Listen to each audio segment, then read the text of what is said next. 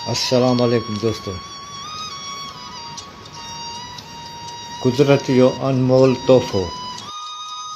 छा तव्हां जिस्म जी ख़ारिश, चमड़ीअ जे अछनि दाणनि या ॿियनि चमड़ी जे मसइलनि खां परेशान आहियो? अकड़ी, जंहिंखे अरबी में अशरी बि चइबो आहे, तिबे यूनान में मशहूरु जड़ी ॿूटी आहे जेका मुनासिब इस्तेमाल सां चमड़ीअ जी संभाल में मददगार सम्झी वेंदी आहे।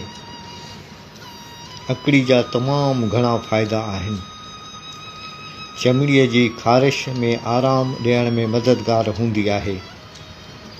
चमड़ी जी सफ़ाई ऐं तंदुरुस्ती बरक़रार रखण में मददगार आहे। जिस्म जी सोजिश ऐं गर्मी घटाइण में मुआविन आहे। जिस्म खे सुकून ऐं ताज़गी जो अहसासु ॾियारण में मददगार आहे। इस्तेमाल जो मिक़दार: अकड़ी जो पाउडर 3 खां 5 ग्राम, तक़रीबन हिकु नंढो चमचो। मुक़ररु मिक़दार खां वधीक इस्तेमालु न कयो।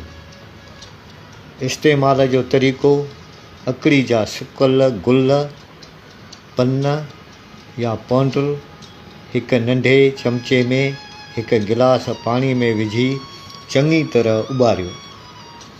जॾहिं पाणी अधु गिलास रहिजी वञे त छाणे वठो। इस्तेमाल जो वक़्तु: सुबुह ऐं शाम इस्तेमालु करे सघिजे थो।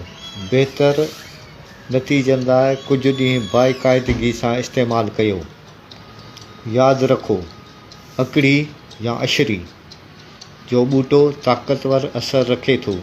उन जो वधीक मिक़दार नुक़सानकार थी सघे थो। हामला औरतूं, ॿार या दाइमी बीमारियुनि वारा माण्हू इस्तेमाल खां अॻु ज़रूरी माहिर हकीम सां सलाह कनि। कुदरती इलाज इख़्तियार करियो, पर एहतियात सां।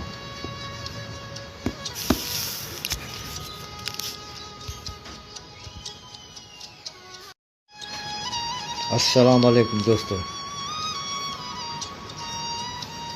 कुदरत जो अनमोल तोहफ़ो। छा तव्हां जिस्म जी ख़ारिश, चमड़ीअ जे अछनि दाणनि या ॿियनि चमड़ी जे मसइलनि खां परेशान आहियो? अकड़ी, जंहिंखे अरबी में अशरी बि चइबो आहे, तिबे यूनान में मशहूरु जड़ी ॿूटी आहे जेका मुनासिब